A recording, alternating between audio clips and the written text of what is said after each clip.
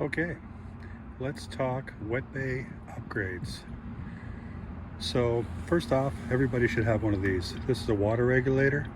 You want to regulate how much water pressure comes into your motorhome and or your trailer, because if the water pressure is too high, it can cause pipes to burst in your motorhome.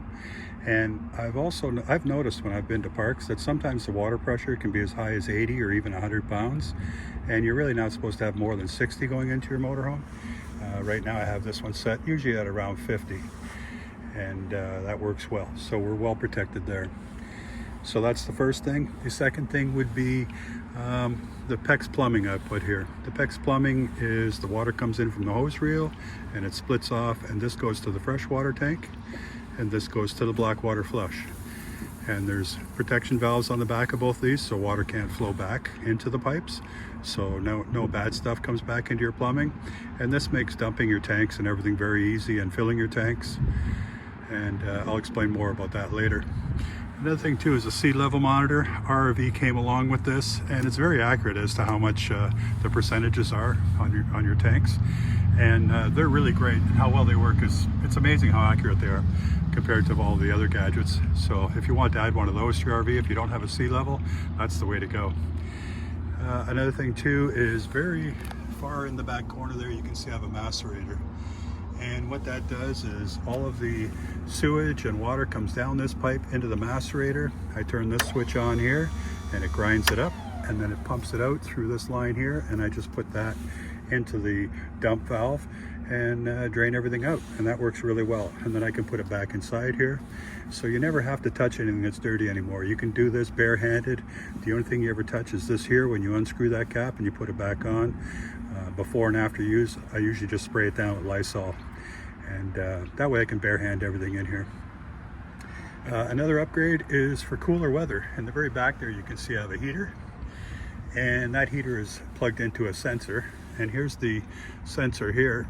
And what happens is this goes off into the next bay over there, and over there I can check to see what the temperature is in this bay, and if it ever goes below, I have it set at 6 degrees, if it ever goes below 6 degrees Celsius, or about, I don't know, what's that, about 40 or 45 Fahrenheit, the little heater in the back will turn on.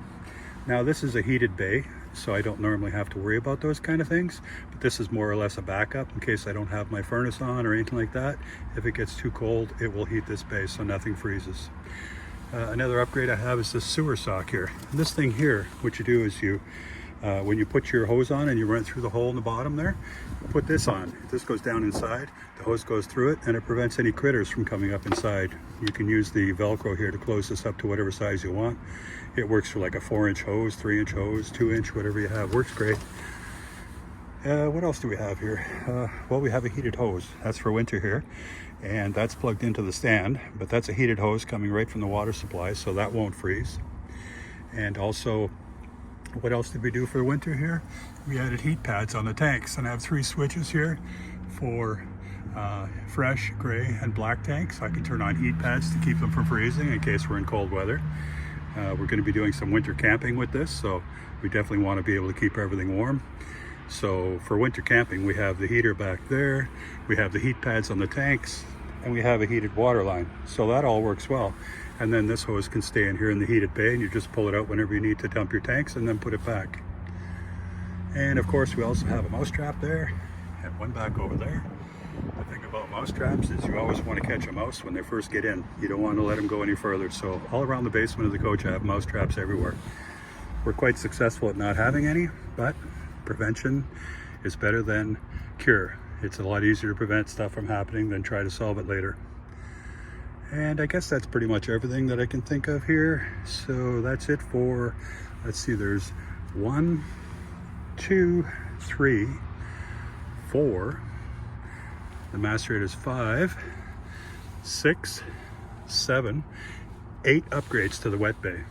I have separate videos for all of these. Some of them aren't out yet, some of them will be in the description. But if you want to see a video on all these, you can always subscribe and you will be notified when they come out. So thanks for watching. Gary Salo, rvliving.life. Take care. Bye now.